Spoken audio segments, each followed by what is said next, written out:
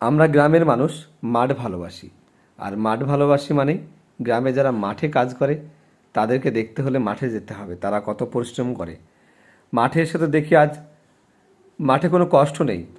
যে উপরওয়ালা যে সৌন্দর্য দিয়েছে, আজ নিচে সবুজ, উপরে সাদা, তার উপরে নীল, সব কিছু মিলিয়ে আজকের ওয়েদার এবং প্রকৃতি যেটাই বলেন অনেক সুন্দর। আমার তো বেশ ভালো লাগছে।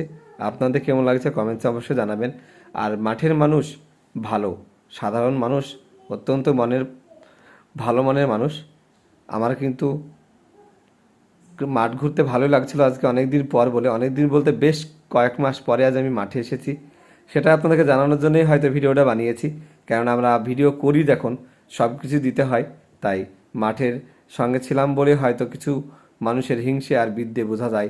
না থাকলে আপনি বুঝতে পারবেন না আপনার জীবনটা কত সুন্দর। হিংসে মানুষকে অনেক কিছু শেখায়।